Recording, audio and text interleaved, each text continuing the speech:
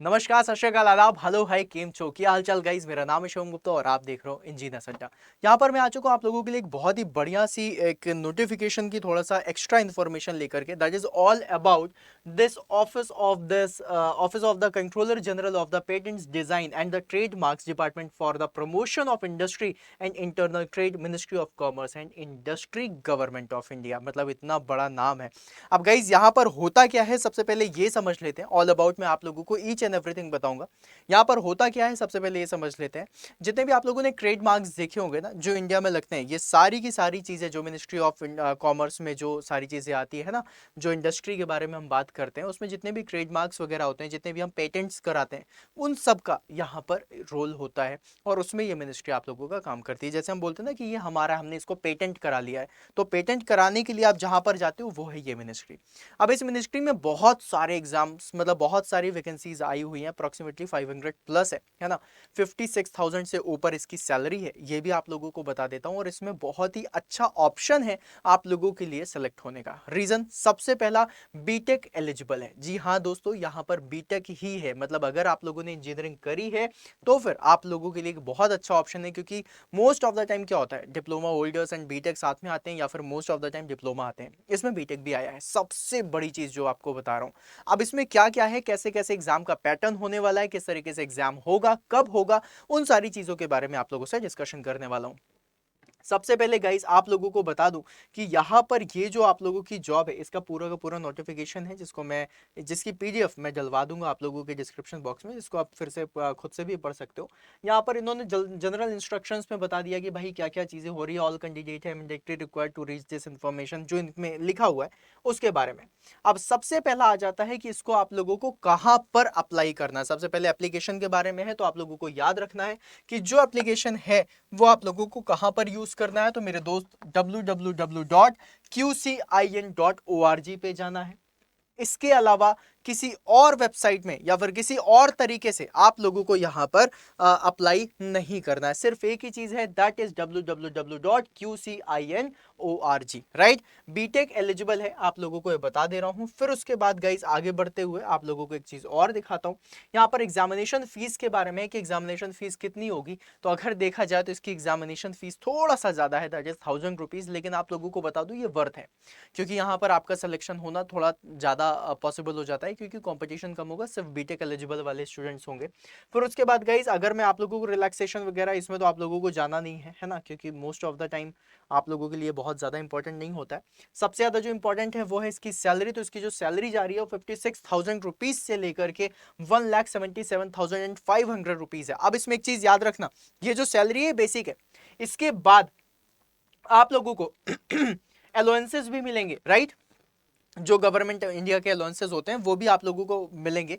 फिर साथ में इसकी जो इंपॉर्टेंट चीजें हैं वो बता देता हूं। और ये जो डेट्स लिखी हुई हैं, इसमें जो सबसे इंपॉर्टेंट चीज है वो ये है कि ये टेंटेटिव डेट्स है। मतलब इसमें आगे पीछे थोड़ा बहुत हो सकता है, तो इसको बिल्कुल पत्थर की लकीर मत समझ लेना, है ना। इसमें थोड़े बहुत चेंजेस हो सकते हैं, लेकिन ये चीज अच्छे से आप लोगों को समझ में आएगी कि एटलीस्ट मुझे एक टाइम लिमिट मिल गई है कि मेरा कब एग्जामिनेशन होने वाला है।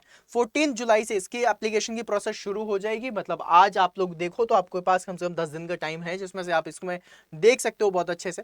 तो 14 जुलाई से इसका फॉर्म स्टार्ट होगा भरने का, और इसका जो एग्जामिनेशन होने वाला है वो होगा 3 सितंबर को। मतलब अभी चल रहा है जुलाई, अगस्त और सितंबर, 3, मतलब सिर्फ 2 महीने का टाइम है आपके पास।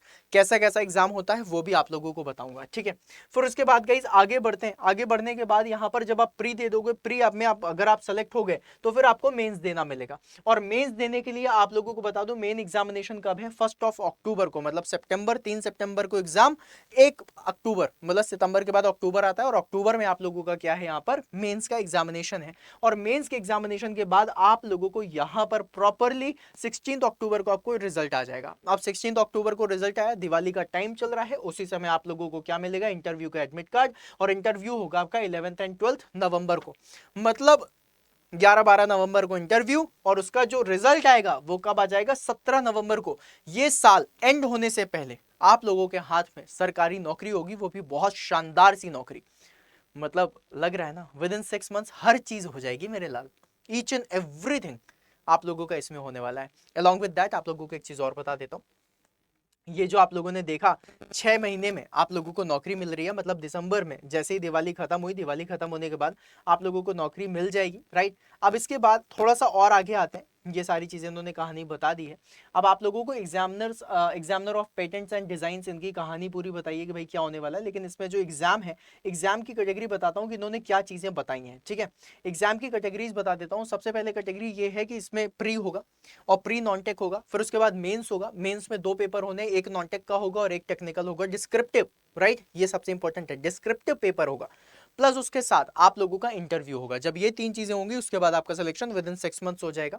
यहाँ पर वैकेंसीज के बारे में बात करूं, बहुत सारी वैकेंसीज आई हुई हैं, लेकिन इनमें से जो सबसे ज्यादा इंपॉर्टेंट है वो कौन सी है, इलेक्ट्रिकल इंजीनियरिंग की जिसमें 29 है।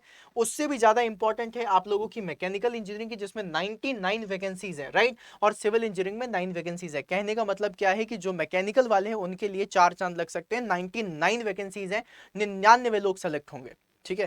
तो ये चीज दिमाग में रखिएगा कि भाई मैकेनिकल के लिए तो बहुत ही बड़ी चीज आई हुई है। अब इसके बाद आप लोगों को यहाँ पर तो डिस्ट्रीब्यूशन दे दिया है, इससे तो कोई बहुत ज्यादा वो नहीं। अब इसके बाद आप लोगों को बता देता हूँ कि इसमें एलिजिबिलिटी कंडीशन क्या है। तो एलिजिबिलिटी कंडीशन में जो सबसे ज्यादा इंपॉर्टेंट है वो आप लोगों के लिए सिर्फ यही है कि आप लोगों को इंडिया का होना है और आप लोगों का बीटेक होना चाहिए डिफाइंड यूनिवर्सिटी से, मतलब जो रिकॉग्नाइज्ड यूनिवर्सिटी है उससे आपका बीटेक होना चाहिए, बस। फिर उसके बाद थोड़ा सा आगे बढ़ते हैं। आगे बढ़ने के बाद आप लोगों को यहाँ पर मैं बता देता हूँ, देखो क्वालिफिकेशन में सारी चीज़ें दी हुई हैं। अब अगर मैं मैकेनिकल इंजीनियरिंग का ही पकड़ लेता हूँ तो मैकेनिकल इंजीनियरिंग का यहाँ पर लिखा हुआ है, देख लो अपने हिसाब से, bachelor degree in engineering technology in metallurgy और इक्विवेलेंट। अब मेटलर्जी और इक्विवेलेंट कहने का मतलब क्या है?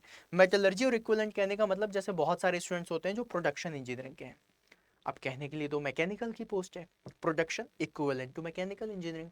काफ़ी सारे स्टूडेंट्स होंगे जो आप लोगों के ऑटोमोबाइल से होंगे, वो भी मैकेनिकल के लिए है, राइट। तो जो भी मैकेनिकल से रिलेटेड जितनी भी इक्विवेलेंट डिग्रीज हैं वो सारी एलिजिबल है। लिखा हुआ है, साफ साफ लिखा हुआ है, दैट टेक्नोलॉजी इन मेटलर्जी और इक्विवेलेंट जितना भी है बैचलर्स डिग्री इन इंजीनियरिंग होना चाहिए मैकेनिकल के लिए। That is eligibility criteria. अगर आप मैकेनिकल या मैकेनिकल से रिलेटेड किसी इक्विवेलेंट डिग्री पर हैं तो भी आप फॉर्म भर सकते हैं, ठीक है। चलो आगे बढ़ते हैं। आगे बढ़ने के बाद आप लोगों को एक चीज और बता देता हूं। एज रिलैक्सेशन के बारे में इन्होंने बता दिया है कि भाई एज जो लिखी हुई है, that the candidate must have the attend the age of 21 years and must not have attended the age of 35 years as the last date of the submission of this examination. मतलब 35 के ऊपर नहीं होना चाहिए, ठीक है। फिर उसके बाद अपर एज लिमिट प्रिस्क्राइब्ड के बारे में इन्होंने बता दिया, इसमें हमें ज़्यादा जाने की ज़रूरत नहीं है। और उसके बाद आगे चलते हैं, आप लोगों को एक दो चीज़ें और बता देता हूँ यहाँ पर। इसका जो बहुत इंपॉर्टेंट सा फीचर था वो जब आप देखेंगे तो आप लोगों को समझ में आ जाएगा जो मैं बोलना चाहता हूँ। Yes, that is scheme of examination, जिसके बारे में मैंने आपको बताया था कि यहाँ पर क्या होगा, 3 चीजें हैं, प्री होगा, मेंस होगा, इंटरव्यू होगा। प्री मेंस इंटरव्यू निकालना है, इंटरव्यू बहुत इजी लेवल पे होता है। अब दूसरी चीज, यहाँ पर जो प्री एग्जामिनेशन है ये सिर्फ और सिर्फ शॉर्ट लिस्टिंग के लिए है, राइट। कहने का मतलब क्या है कि अगर आप प्री में सिर्फ शॉर्टलिस्ट हो जाते हैं तो आप लोगों का काम हो गया। अब प्री के नंबर इसमें नहीं जुड़ने वाले हैं। ये बहुत इंपॉर्टेंट है कि आपको समझ में आए कि प्री के नंबर नहीं जुड़ रहे हैं, सिर्फ क्वालिफाइड है। आपको शॉर्ट लिस्ट होने के लिए प्री में आप लोगों को सेलेक्ट होना है। जैसे ही सेलेक्ट हो गए, जैसे कि फॉर एग्जांपल अगर आप लोगों का 100 नंबर का पेपर है और कट ऑफ जा रहा है आपका 51 नंबर, लेकिन अगर आपके 52 नंबर भी आए ना तो आप मेंस देने के लिए एलिजिबल हैं। अब मेंस दे करके मेंस और इंटरव्यू के बेसिस में आप लोगों का यहाँ पर सिलेक्शन होने वाला है। तो इस चीज को दिमाग में रखिएगा, प्री सिर्फ और सिर्फ क्वालिफाइड होने वाला है। फिर उसके बाद आप लोगों को और बता देता हूँ प्री में आप लोगों से किस किस तरीके के क्वेश्चंस आएंगे, किस तरीके से आप लोगों को देखना है। तो पहली चीज बता दूं, एमसीक्यू क्वेश्चन होने वाला है, राइट, जिसमें 150 नंबर का पेपर होगा, ठीक है। 2 घंटे का पेपर होने वाला है। अब 2 घंटे बोलने का मतलब क्या हो गया, 120 मिनट का। 120 मिनट में 150 क्वेश्चन आएंगे और 150 के 150 क्वेश्चन नॉन टेक्निकल है, मतलब टेक्निकल नहीं है। यस मेरे बीटेक वाले सतरंगियों, आप लोगों को नॉन टेक्निकल पे वर्क करना पड़ेगा फॉर 1 मंथ। वैसे मुझे लगता है कि आपको जरूरत नहीं है। रीजन बता दूं, क्योंकि इसका जो टॉपिक दिए हुए हैं वो ऐसे टॉपिक है जो आप लोगों को बनते ही बनते हैं, राइट। देखना पहला टॉपिक जो इन्होंने दिया है कि 150 मार्क्स के क्वेश्चन है, each question carrying 1 mark and will be present in this paper which will consist multiple choice question test. अब देखो, जनरल इंजीनियरिंग से 15 क्वेश्चन आने हैं, वर्बल नॉन वर्बल से 30 क्वेश्चन आने हैं। अब रीजनिंग तो आप लोगों की बहुत अच्छी होती है, तो 30 क्वेश्चन तो आपसे बन ही जाएंगे। और जो जनरल इंजीनियरिंग जो आप लोगों से पूछा है 15 मार्क्स का, ये भी बहुत ईजी होता है, बता दूंगा कैसे तैयारी करनी है, 15 नंबर तो ऐसे ही फ्री के मिल जाते हैं।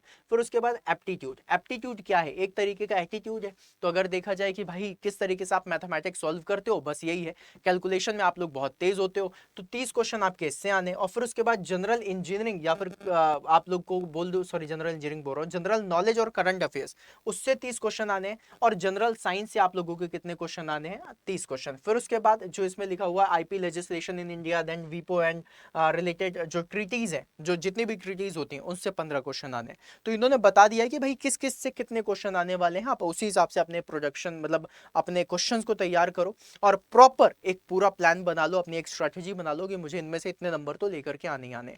और गाइज इसके बारे में आप लोगों को बता दूं कि इसका जो कट ऑफ जाता है मैक्स टू मैक्स 60 नंबर जाता है, मैक्स टू मैक्स बोल रहा हूँ मैं आपको। कुछ दिनों में, अभी आगे आने वाले दिनों में, मैंने पूरी एक शीट टेबल तैयार करी है जिसमें प्रीवियस ईयर कट ऑफ्स हैं, जिसमें आप देख सकते हो कि भाई किसी में 50 नंबर, किसी में 52 नंबर, किसी में 55 नंबर, इस तरीके से प्री में लिखा हुआ था, सच में लिखा हुआ था।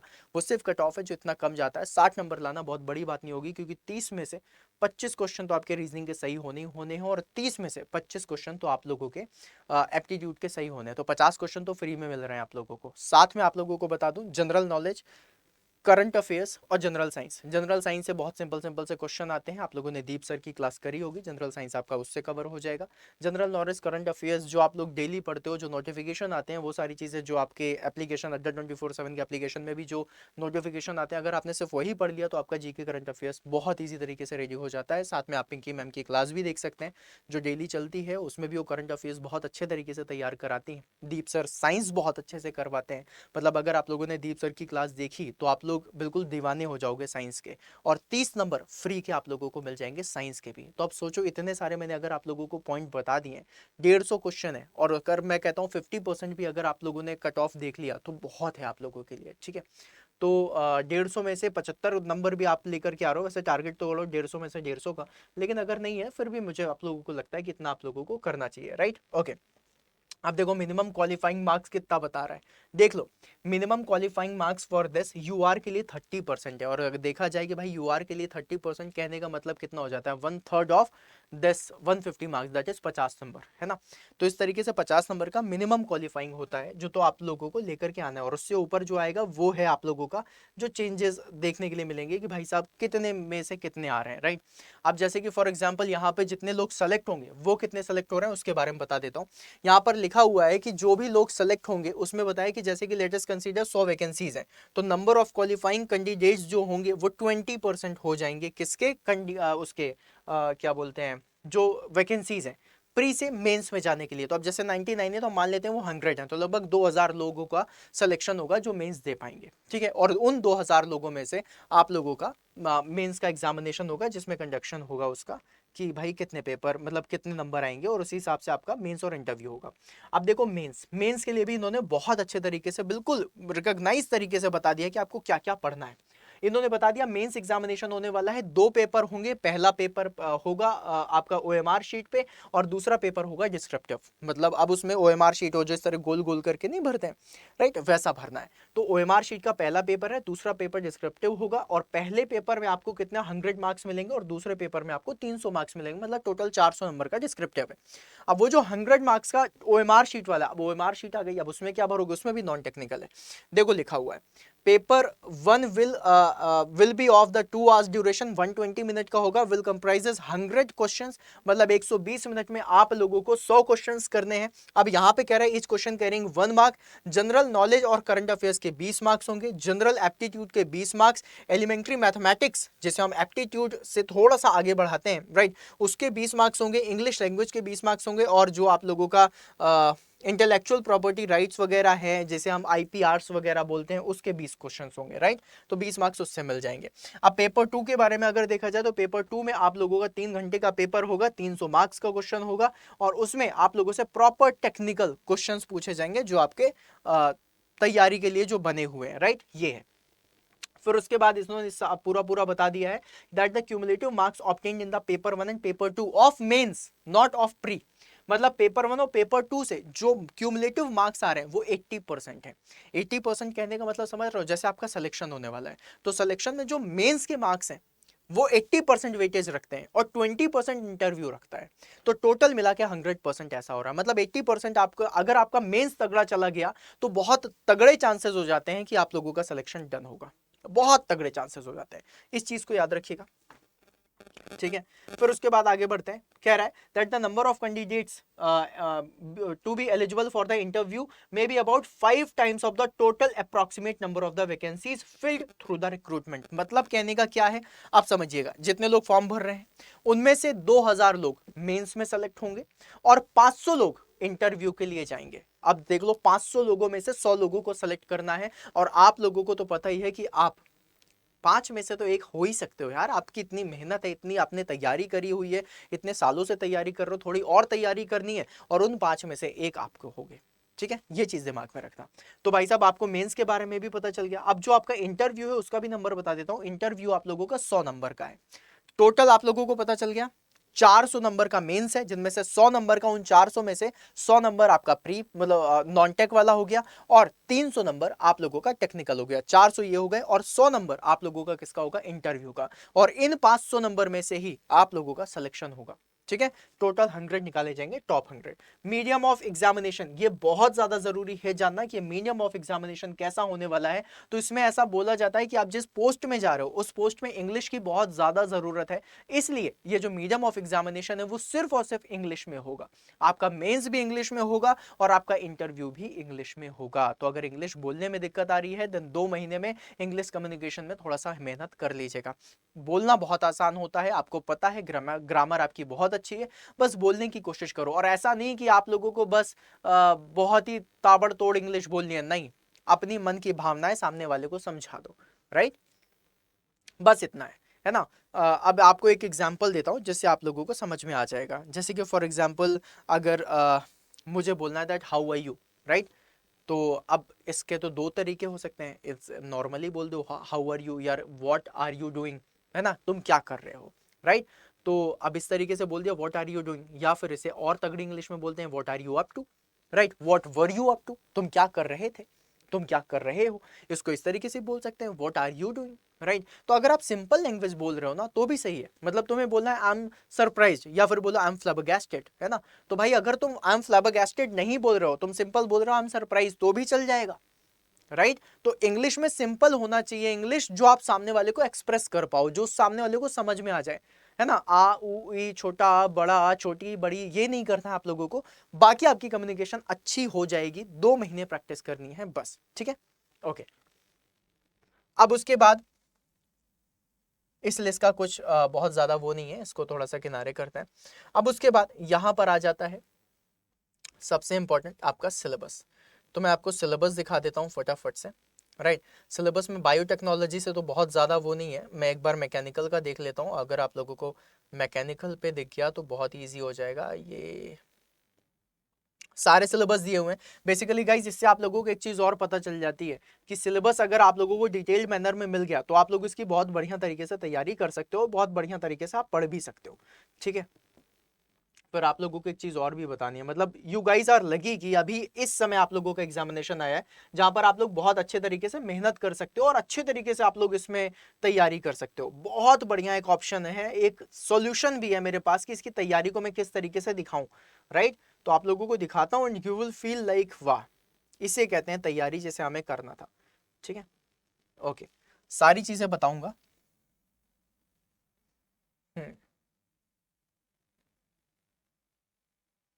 ओके।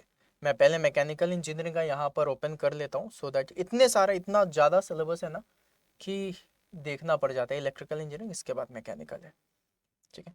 अब लैपटॉप में तो स्क्रॉल करते हुए तुरंत आ जाता है, स्मार्ट बोर्ड में स्क्रॉल करने के लिए थोड़ा थोड़ा धीरे धीरे स्क्रॉल करना पड़ता है, राइट।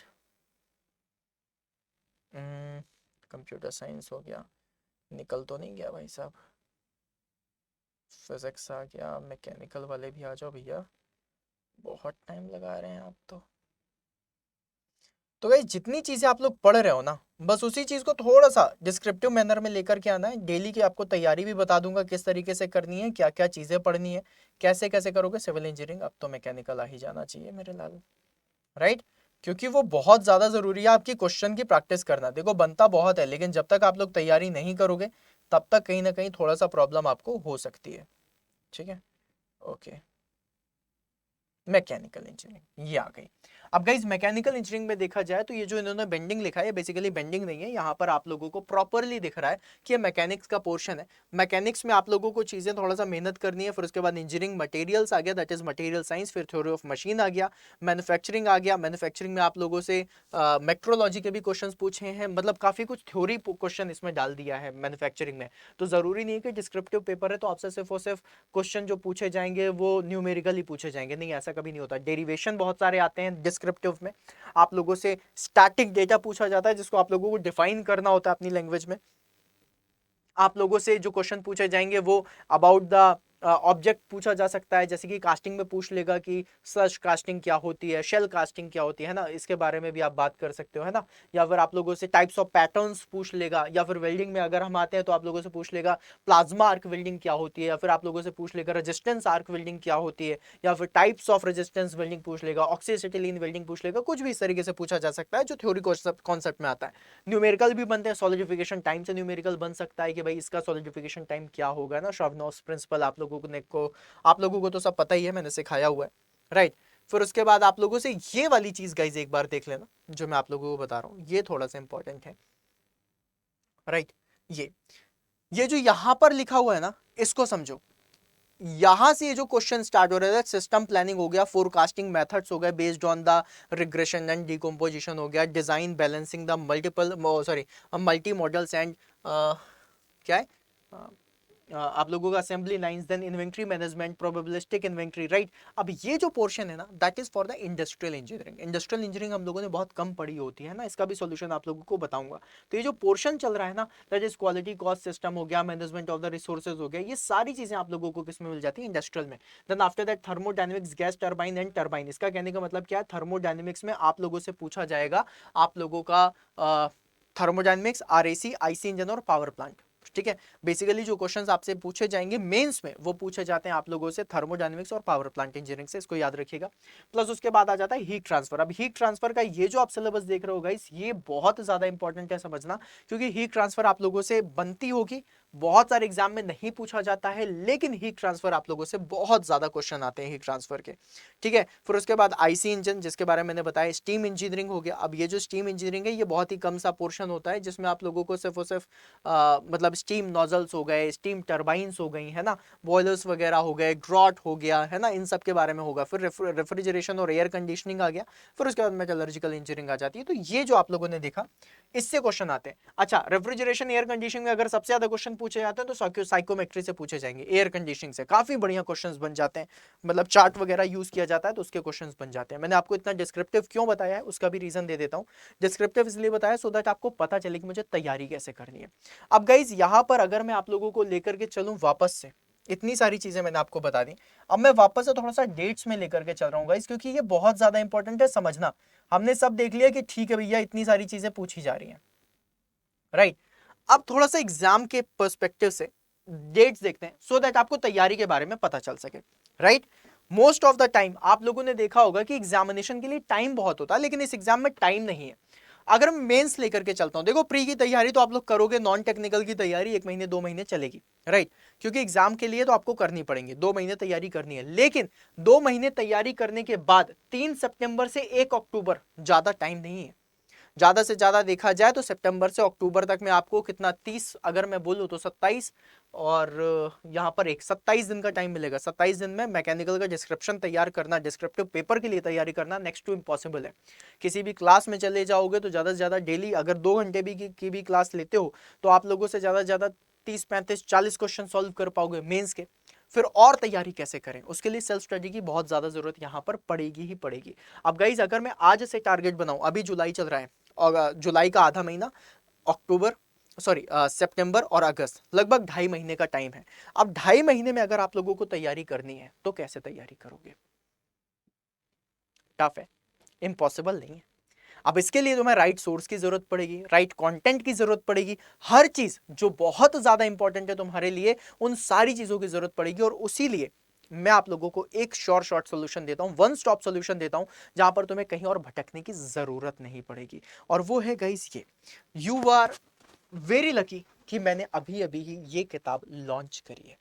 आप लोगों को हीट एंड मास ट्रांसफर की प्रॉब्लम आती है, देखो हीट एंड मास ट्रांसफर भी मैंने इसमें डाल दिया है, राइट। अगर मैं आप लोगों से बात करूं तो मैंने इस किताब में हीट एंड मास ट्रांसफर डाला है। हीट एंड मास ट्रांसफर के सारे कॉन्सेप्ट, जितने भी थ्योरी हो सकती है, जितने क्वेश्चंस इससे बनाए जा सकते हैं, वो सारे टॉपिक्स डाल दिए हैं। इंडस्ट्रियल इंजीनियरिंग जो बहुत सारे स्टूडेंट से नहीं बनती है, इवन इसमें जो वर्क स्टडी का कॉन्सेप्ट दिया था, थर्मलिक वगैरह, ये सारी चीजें इसमें डाल दी हैं, राइट। फिर उसके बाद आप लोगों का metal cutting, metal forming, metrology जिसके बारे में इसमें क्वेश्चन पूछा गया है, मतलब सिलेबस में दिया है, मेट्रोलॉजी वो भी इसमें डाल दिया, welding, casting, metal cutting, theory of machine, power plant engineering, भर भर के चीजें डाली हैं इस किताब में। मतलब अगर आपके पास ये किताब है तो आप इसकी तैयारी बहुत अच्छे से कर सकते हो। अब बेसिकली क्या होता है, जब हम तैयारी करते हैं तो हम किसी भी किताब में अब 5,000 पेज की किताब तो नहीं पढ़ोगे, या फिर 50 किताब तो नहीं पढ़ोगे, इतना टाइम नहीं है। इवन 2 महीने में अगर आप किसी भी बैच में इनरोल होते हो, आई विल सजेस्ट कि हो जाओ, कोई दिक्कत नहीं है, राइट। वीडियो सेशंस हैं, बार बार देखते रहो, आप लोगों का फायदा जरूर होगा। लेकिन फिर भी जब भी कभी आप देखोगे तो देखने के बाद सेल्फ स्टडी करोगे, नोट्स बनाओगे। कैसे नोट्स बनाओगे? नोट्स बनाने के लिए भी तो आपको टाइम चाहिए, आपके पास टाइम है नहीं। ये लो, मैंने बना दी नोट्स। इस बुक को अगर आप बहुत ध्यान से देखो, बहुत गौर से देखोगे, तो आप लोगों को यहां पर दिख रही होगी कि ये जो बुक बनाई है मैंने, ये पूरी की पूरी नोट्स बना दी है। और ये मेरी हैंड रिटन बुक है, मतलब कि ये पूरी की पूरी किताब मैंने अपने हाथों से लिखी है, पूरी की पूरी।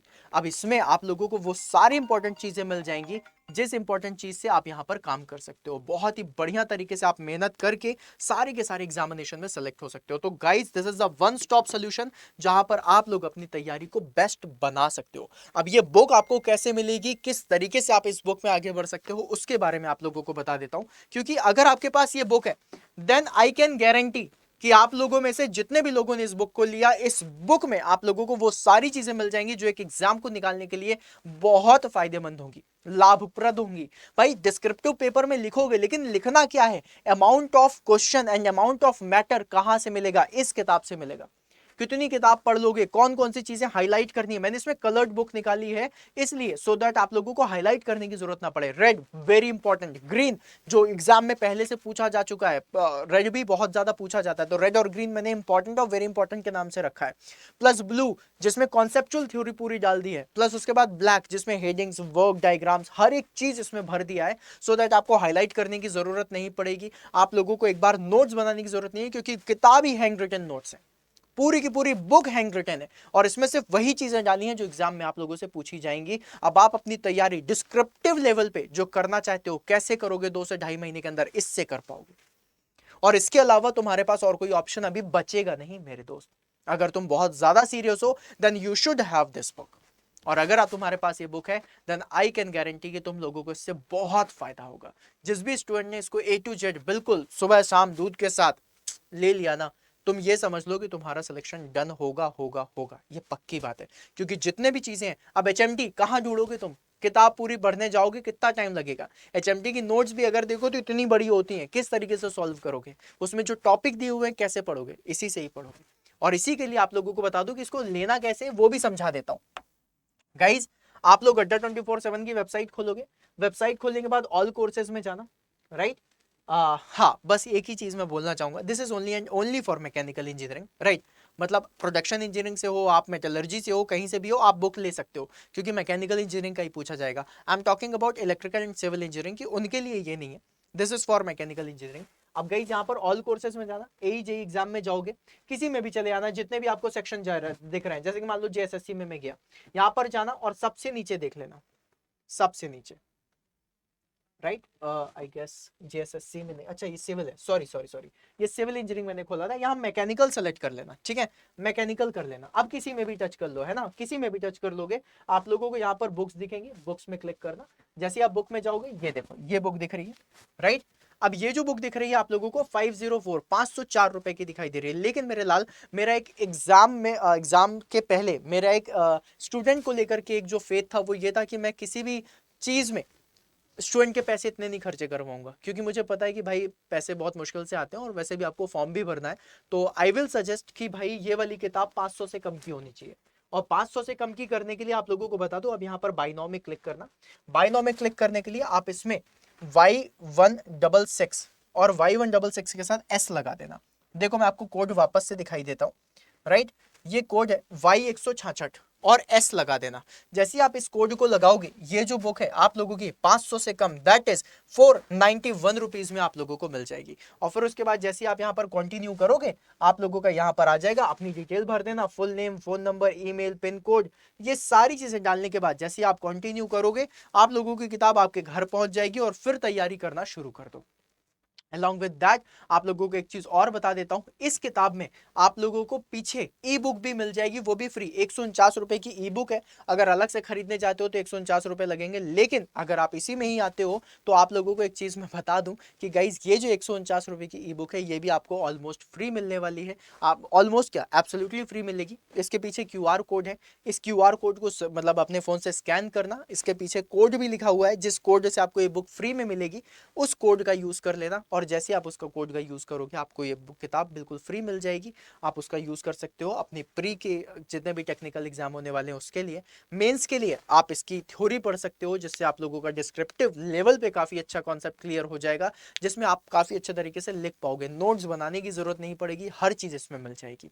कोड बता दिया है, बुक कैसे लेना है वो भी बता दिया है, तैयारी 2 महीने में कैसी होगी सिर्फ और सिर्फ इसी किताब से। और किससे करोगे?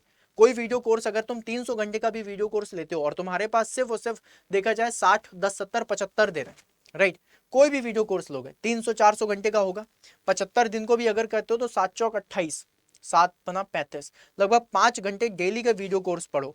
और फिर 5 घंटे डेली वीडियो कोर्स करने के बाद कम से कम 5 घंटे का 4 घंटे तो नोट्स बनाओगे ना, तो 9 घंटे तो ये हो गए।